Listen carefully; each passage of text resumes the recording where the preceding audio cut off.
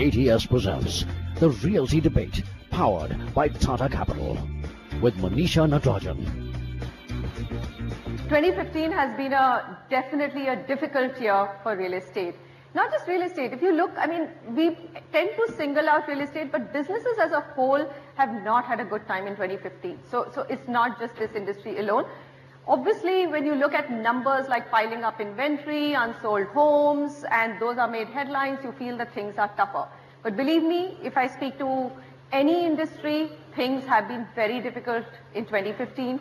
There's been an economic pickup which was expected, which hasn't really happened, which has affected everything. There's also been a policy paralysis. We've all seen what's happening in the parliament on a daily basis. Less said about that, the better. So I think the message is really clear at this national conclave. Instead of looking to the government, I think everyone has to decide that we've got to do things ourselves. Despite all odds, we have to pretty much do what we have to and lift this industry as a whole. So my panelists, of course, everybody knows, but let me introduce everyone. We're going to look forward to 2016. We're going to look at hope. We're going to look at how to revive this industry. We know all that hasn't gone well, but we're going to hope that things will turn better. All right. T. Chitti Babu, he is from Akshaya Homes and also CREDAI member. Baman Irani, CREDAI member. And Rustomji, Irfan Razak, a veteran in the industry, somebody I truly respect, from Prestige. Gitambar Anand, vocal, vociferous, honest, truthful, says what he has to. Pleasure to have you with me. And Sanjay Gupta, for a perspective of an outsider who's looking at a large portfolio of home loans, also loans to the industry, on what's right, what's not, and what can be fixed in 2016. Welcome, everyone. Let me just start with Mr. Razak. Mr. Razak, we've all yesterday discussed on things that haven't gone right in 2015. 2016, do you have hope that the basic thing which the industry needs, which is demand for housing, that will come back? Manisha, we always live on hope. And there's no way that we can give up hope. We are in an industry which is where it's all long-term play. There's no short-term in this. And we must also understand the type of markets that we have. You look at it in Indian context, the type of urbanization that is happening, the type of population that we have, and the demand for housing is insatiable. It's only who's my target audience we need to understand. And if we address that target audience, I think there is no question of the demand not being there. The demand is always there. It all depends on who I address this demand to and how I address this demand. So, Mr. Razak, do you, when you look back at the last 2 years, feel that somewhere the industry got its math wrong in terms of what kind of supply came into the market? Yeah, in a way, yes, in a way, no. I think a lot of people have adapted. Certain micro markets, the prices did definitely go up out of the reach of the people who, which was the target audience. Because you have all types of customers. You just need to understand who's your customer, who you're addressing to, and what type of micro market you want to operate in, and which class of product you want to do. Now you look at the automobile industry, you've got a Tata Nano, and you've got the most luxurious of the cars, the Lamborghinis and the Bentleys. Now it all depends on which developer wants to target which target audience, which customer. And to that extent, understand the market and try and produce the goods there. But one thing I must say, we are again on a threshold of a boom because there's a big talk on the commercial property getting consumed. Now, if that is happening, the reality is more jobs are getting created. And if more jobs are getting created, obviously the next step is somebody's got a stable job. Somebody would like to invest in a home. Gitambar Anand, look at some of the triggers for the real estate industry. Mr. Razak just mentioned the fact that, now institutions are considering 30-year loan. That's a big trigger. Suddenly EMIs become so much lower. You've already had a 125 basis cut interest rates or home loans at least have come down to single digit. Do you think that this is a big positive? And coupled with the fact that you've got an IIP number August 15 at 6.30, these are sure enough signs, they give you the confidence of an economic revival? Absolutely, Manisha. And, let me give you the science behind what Irfan has just said, the logic, the theory. Things are definitely going to keep getting better. And there's nothing that can stop this business from going further. It's also our spirit, we fight adversity and we keep smiling through adversity. I must congratulate all of us sitting over here for that. You should clap for yourselves. The science is that in the last 3 years, previous question, in the last 3 years, what happened was that there was a lot of interest from corporate houses in real estate. So be the Tatas, Godreges, today Bharti, you name it, and a lot of corporate houses are coming into real estate. Our existing players also in the last 3 years became very aggressive because the opportunity to buy land in prime areas of every city that window was open at that point in time. The supply that came through in these last 3 years was before its time. Yes.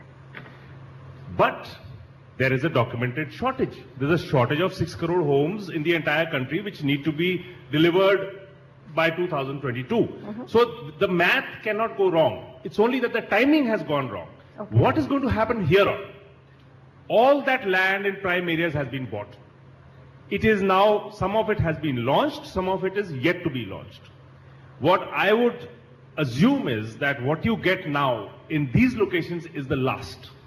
What you will get hereafter will be in locations which are outside the prime areas, maybe outside the city also, where there is infrastructure today or there is proposed infrastructure tomorrow.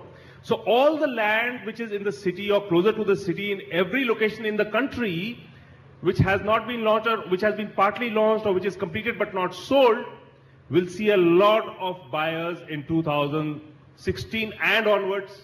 All this stock is going to get consumed by the market because the prices are rock bottom. They totally. There is this whole question mark which keeps coming in many articles. Who's going to blink first, the developer or the buyer? That story is over and done. Okay. You see, there has been a correction of 15 to 20% in the last year and a half, right? Yes. We all know that. And none of us sitting here will, do an out-of-pocket expense just to sell that apartment. So this is it. Vaman, would you agree that real estate cycles have become extremely short? You saw a somewhat of an upside right after the Lehman crisis, markets crashed, but in 2009 itself, the markets picked up. And then again in 2012 end or 2013 beginning, they started to taper off. So cycles which used to be 5 years, maybe the uncertainty which the industry and the consumers looking for opportunities, those cycles have got shorter. And you're confident that the worst is behind the real estate sector now?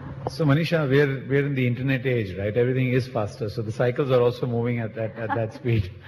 I think these are interesting times. You do mention a lot of challenges, but like my chairman and president mentioned, we are a very studied, resilient, positive group of individuals who get into this real estate development. We've been by our training literally been forced to adapt to all kinds of situations. Now let me just give you a few factors which will really spur the market on. The fact that it has been lulled is one indication that it will go up.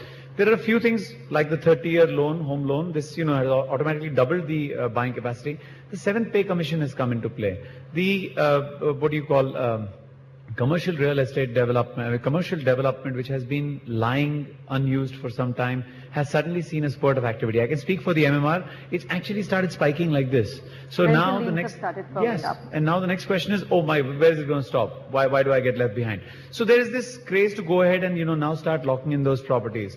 Developers have also improved their efficiencies. You asked about prices. I think the prices are now more a factor of the cost that is being incurred in. On the efficiency side, on the technology side, on their ability to kind of raise the lowest financial cost for the projects. Every developer is astute out here. Every CREDAI member has been continuously given the opportunity to interact with every single institution. So we are at what is called our pinnacle best. And given the fact that 2022 if you have to achieve what the vision of the Prime Minister is, you're talking of 6 crore homes as per him and 9 crore homes as per some other numbers.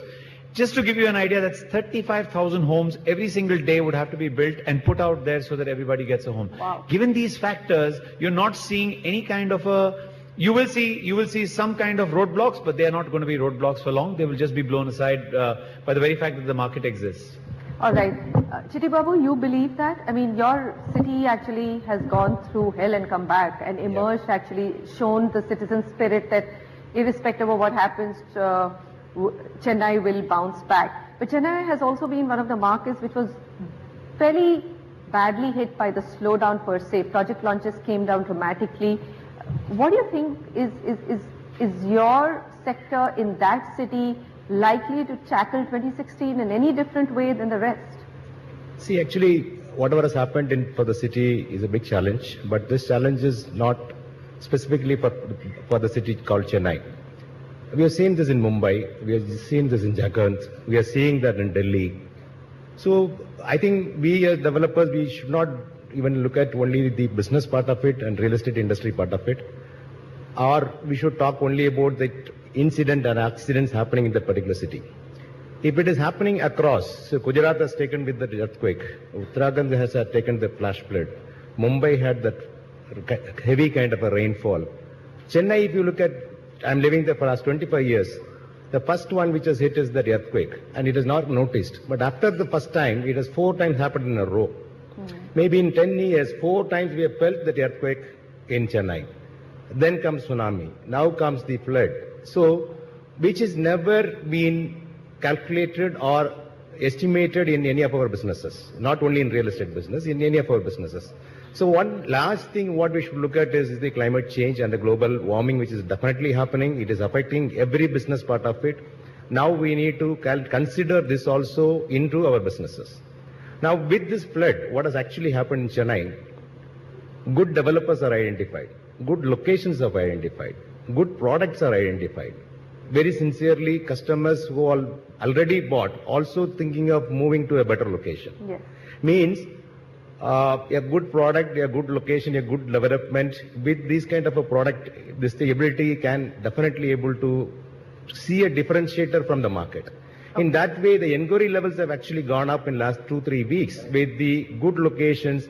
It is not the first time home buyer is buying today. Today we have a market where people already who have bought and suffering, wanting to move. Of course, it is not immediately possible, but at least for about 20 to 30% of the people who is living in that kind of a locality has the ability to buy a product in a better location. Sanjay, I think we would like an outsider's perspective.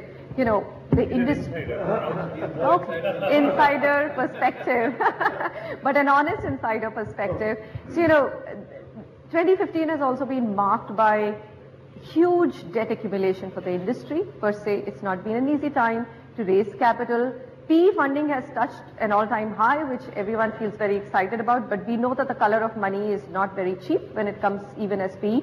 In fact, it's a very hard, it's hard money and at a very, very high cost. Do you think that 2016, now that the industry has used to slow down to buck up on several fronts, become more efficient, likely to be the year of turnaround? Well, Manisha, to be very frank, I'm rather surprised, listening to my colleagues from the industry. They know more about economics than I thought they know about, right? So one is the cyclicity of the economy. It is not a decoupled economy at all. And what I see of 2014 or 15 is very much reminiscent of the US economy of 2008, 2009. Well, if you just go back to the Western Hemisphere, the money actually did not disappear. It did not go into the Lake Michigan. But what happened was the sentiment was down. And I think that is exactly what happened to our economy. That the CAD is down, the inflation is down, the GDP growth is healthy, IPP is healthy. Why isn't the velocity there? Yes. Right, and I think that is all a matter of sentiment, and I'm sure the Indian citizens at large have realized that this is the truth, this is how it would be, this is how a democracy will span out, We have to make our own decisions, and this is the right time we should make a decision and not delay it any further. I think even individuals are now fed up of sitting on the fence. A guy like me, who has spent 30 years in the housing finance industry now, has gone ahead and bought my first house. Okay. Right? Because I thought it was the right time. Interest rates were low, property prices are low. Another very big thing, and I keep saying it in all the fora that I attend, if these people don't make a profit, how do you think the industry will carry on? So it's a very wrong expectation to keep asking the real estate developers to keep bringing prices down. Now, just a minute. I do differentiate between costly and expensive. I do differentiate between profit and profiteering. They ought to be making a profit. I'll just give you some statistics about the housing finance. I don't know what is the requirement in the real estate. If housing finance companies, which contribute about 37% of finance to the housing sector, both to the corporates and to the retail customers, were to grow at 20% CAGR for the next 5 years, their rate of internal accrual, that means their profitability, is about 18% per annum. And the balance sheets are levered at about 8 times. So for each 100 rupees, you are leveraging 800 rupees, right?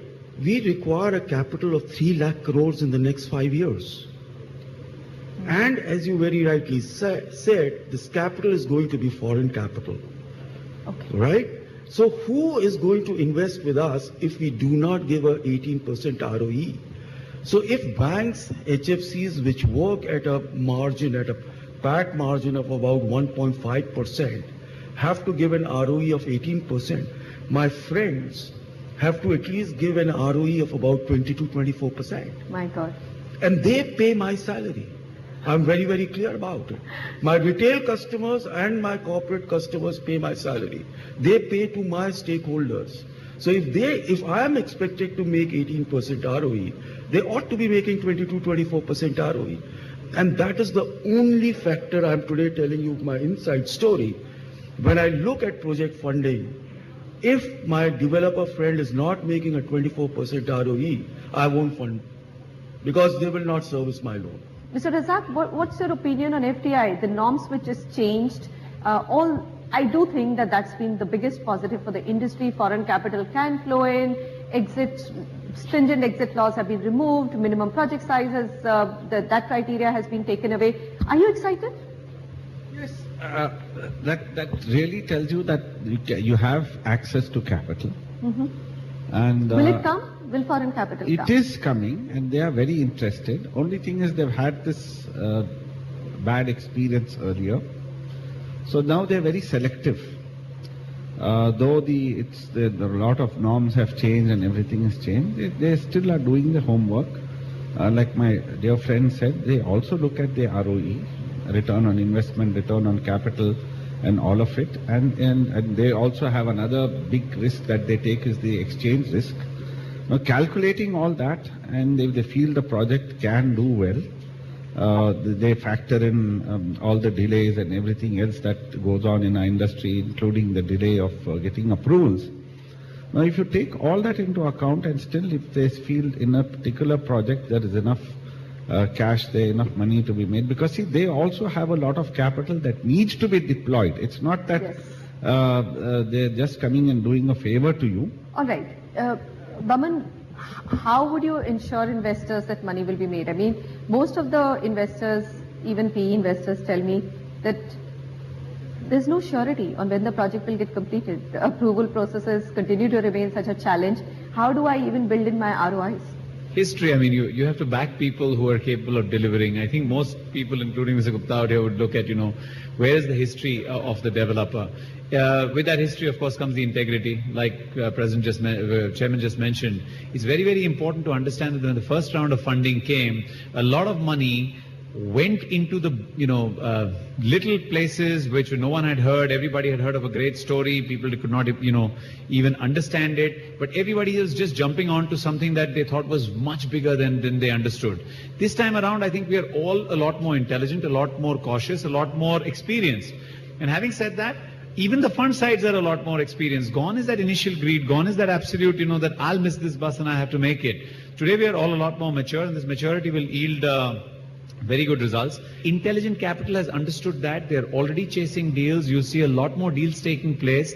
So Manisha, all in all, I think, yes, you will see a lot more deals, and money will always murmur, before it walks in. But after that, it's like rock solid and it's behind you. Are you confident, Gitambar, money will come in? The FDI taps now that they've been opened up. So, Manisha, you said it right in your question. The foreign partner still feels that our approval system is a huge obstacle. Now, we've been shouting hoarse about it. We can't perform till you don't enable us to perform. For example, look at the Environment Ministry. They have come up with a correction in the Environment Act which says a factory which is more than 1.5 lakh square meters, that is more than about 16 lakh square feet, needn't come to us for an approval or a clearance. But 20,000. A hospital needn't come to us. Listen to this. A hotel needn't come to us, but housing still needs to come if it is more than 20,000 square meters. Why? Delhi High Court in 2010 in a judgment has maintained and established that housing is not a polluting activity because the people living there don't really cause pollution. So we, time and again have approached our Environment Minister, sir, please give us a hearing, and this is logical. It is what we are asking for is not unreasonable. I'm going to take a very quick short break at this moment and come back with two other big events which are unfolding, which hold immense opportunities for real estate, which is affordable housing and smart cities. We can't ignore these two big agendas or goals that government has and the sector will be participating in 2016 and of course subsequent years. We'll be back in just a moment.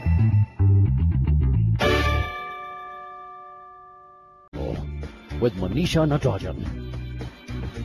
Welcome back. We're at the National CREDAI meet, and of course we're looking at 2016, some of the big emerging opportunities for the real estate sector. We've already taken a look at foreign direct investment and how the taps have opened up. If everything falls into place, good developers will be able to attract a lot of capital, which is looking at India as the big growth story, and housing is an inherent need which needs to be met.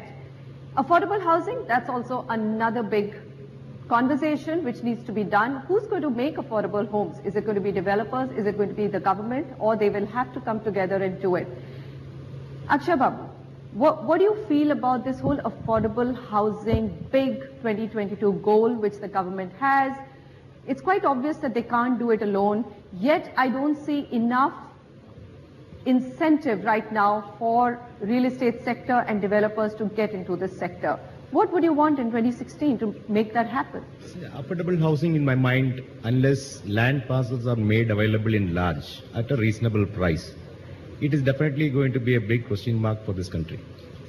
How the land parcels will be made available is only by a proper master planning of every city. When you have a proper master planning of a city, and when the infrastructure is being given in suburbs area with a proper road infrastructure, and also with the other social infrastructure which is required to develop such projects, it is going to be impossible to have affordable housing in every city. So you're saying, what I'm hearing is that at the moment, as things stand, there is no business logic for developers to get into affordable housing? That is mainly because of the land prices, land prices which is available. All right. Okay, hold your thought there. Sanjay Gupta, what do you think?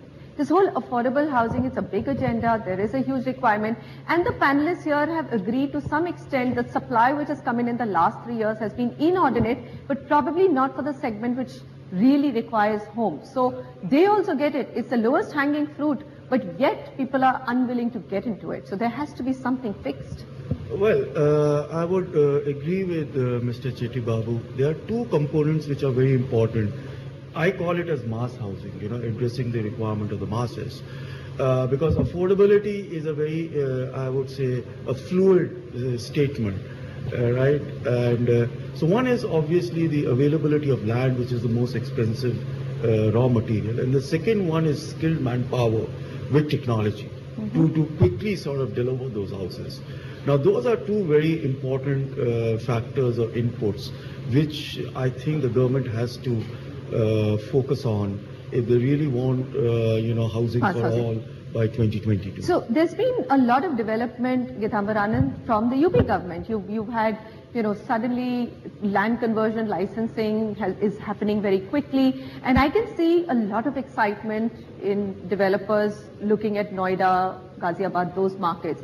Do you think more can be done by state governments? Yes, absolutely. See, UP is an example to emulate, to follow. You look at Noida extension. So we have many friends here from Greater Noida West is what we call it. The government didn't create more land. It liberalized FSI.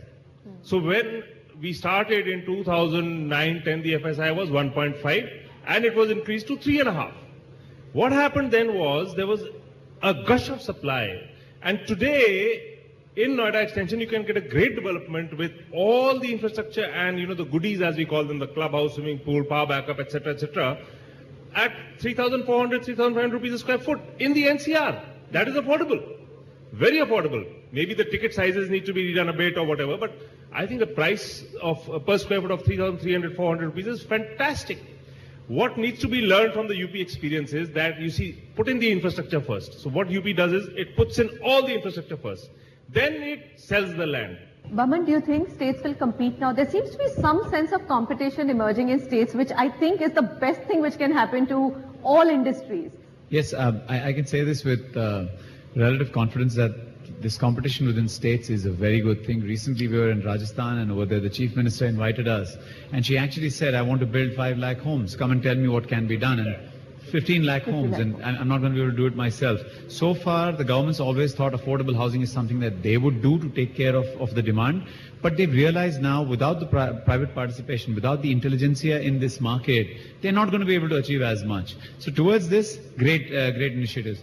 Maharashtra has in some way always been the path breaker for most of the things. We were the first ones to come up with, SRA. We were the first ones that had a MOFA much before the rest of the country knew. But just let me tell you one point about affordable housing. If you do not understand the impact of taxes, just to give everybody an idea, out of every 100 rupees that a consumer pays for an apartment, something like 38 rupees goes straight, directly, indirectly into the coffers of the ULB, the state and the central government.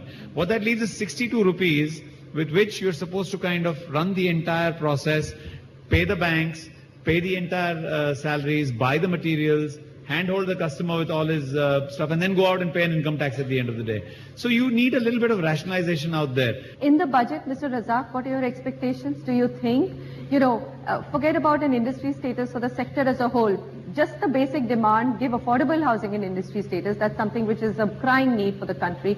Are you feeling or getting any feelers that might be considered in the coming budget?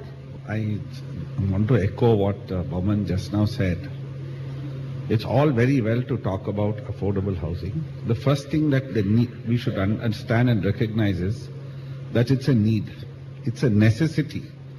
And the faster and the earlier we work together with the governments and see that this housing is created, because this will be like the stepping stone for so many things that can happen in this country.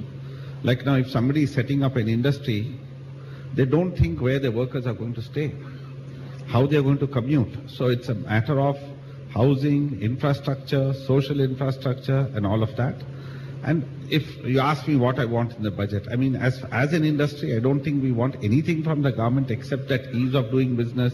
More than anything else, one thing we must realize, and the government also should realize, is the government is not capable of creating these homes. Absolutely. And if they do create it, they are a disaster.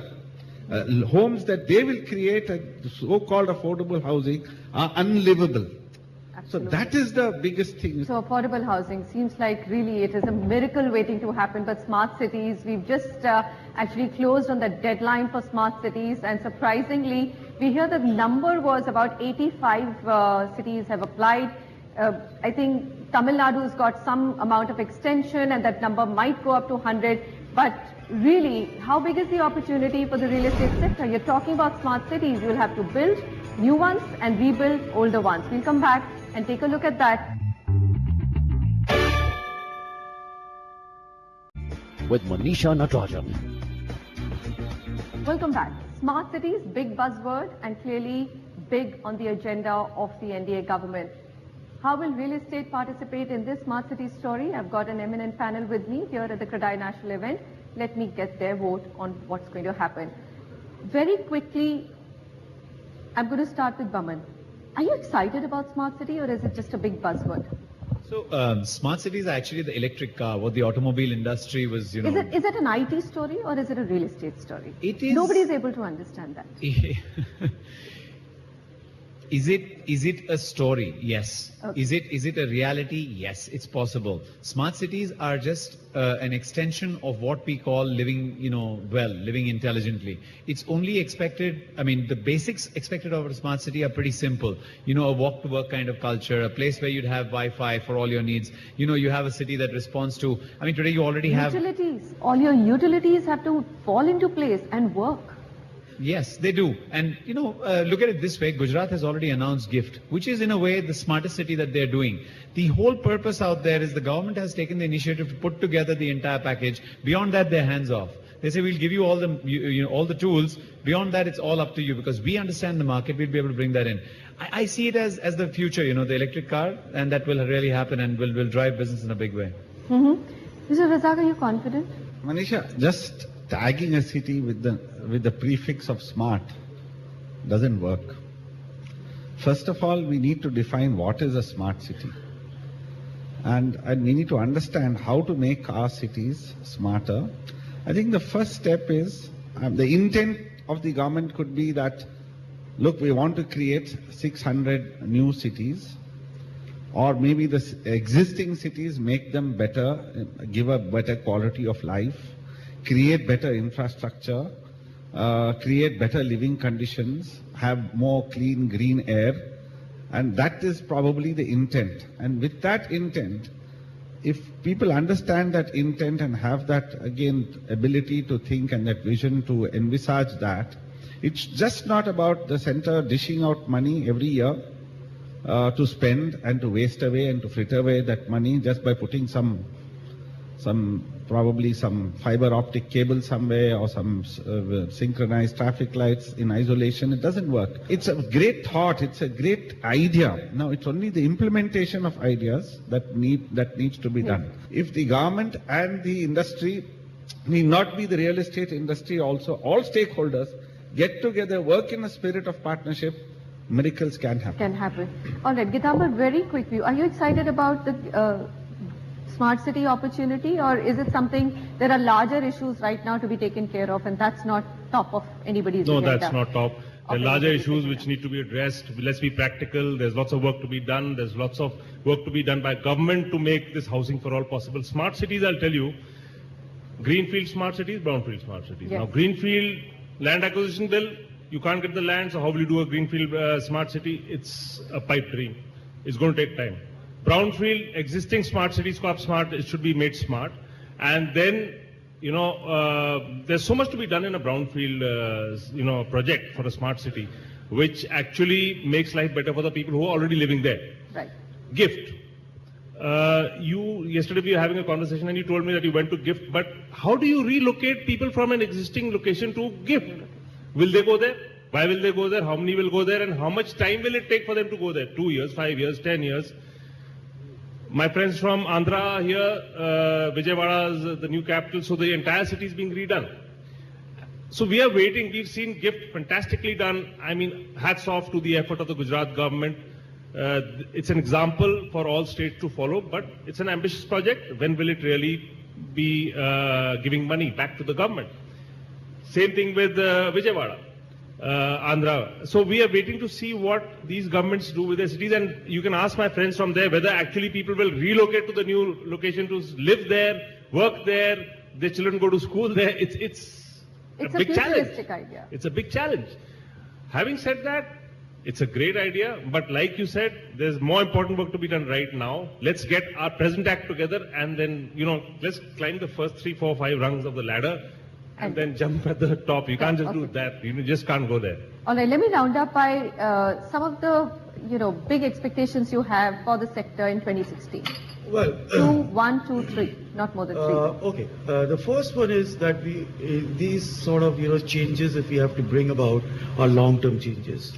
And the banks, they need capital, as I have already said. Besides that, they need long-term debt. So there has to be a restructuring of the debt market. You know, our country, if it really wants to deliver so many houses and infrastructure, public transport, etc., to make cities livable, we need long-term debt. We need certainly a secondary market or mortgage-backed securities, MBS, things like that. So right away, the debt market is very narrow and very shallow, and I'm sure that the government needs to take some actions on that too. All right, so that's your top on the wish list.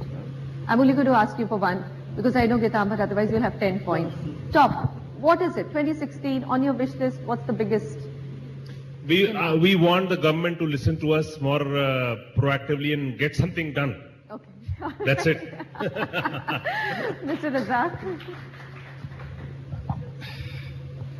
If you ask me what I want for 2016, change our mindset, and let's all together change the sentiment. Because today, what is the biggest bane of our industry is this sentiment, where we are keeping on talking negative. You know, as a company, personally, we got listed 5 years ago.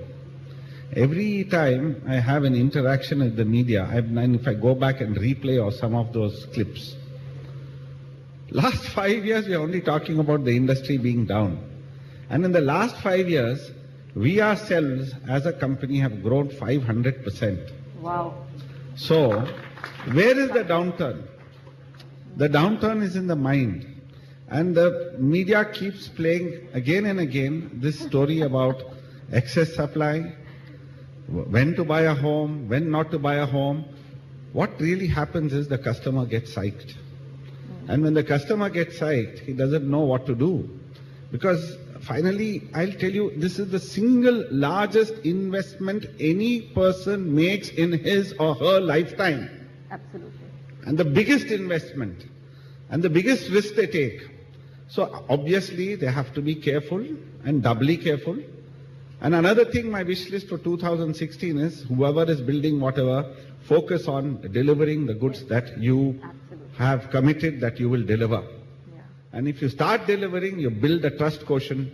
I think that will be the takeoff for the industry. I think that's music to everybody's ears. If you can restore that trust deficit, most of the battle is won. Vaman? Manisha, my wish list is quite simple. I hope the penny drops in the government's minds, and I hope they understand that this is the industry that's going to drive, growth in the future. And as far as our entire developer fraternity is there, I want a commonality of message. I want a commonality of cause, right? So basically, coming together like this, understanding what is the way the industry should be driven, rather than our own individual small needs, is something that I wish for all my fraternity. Chitti Babu, last but not the least. To my mind, 2016 is coming very closer. I think the first bill should be a regulatory bill, and the regulatory bill should have all the 4 major stakeholders into the bill. And very importantly, a time frame should be clearly given for single window clearance. If that happens, I'm sure the industry will definitely lead and make big stories. So you think fine with the regulator bill as long as it comes along with a single window clearance? We are definitely welcoming the regulatory bill, but we are repeatedly saying that all the 4 major stakeholders should be part of the bill, not leaving out the government agencies and not leaving out the financial institutions who is funding the projects. That's a very one-sided approach. All right, gentlemen, I'm going to conclude here. Thank you very much for joining me on this special debate on NDTV Prime.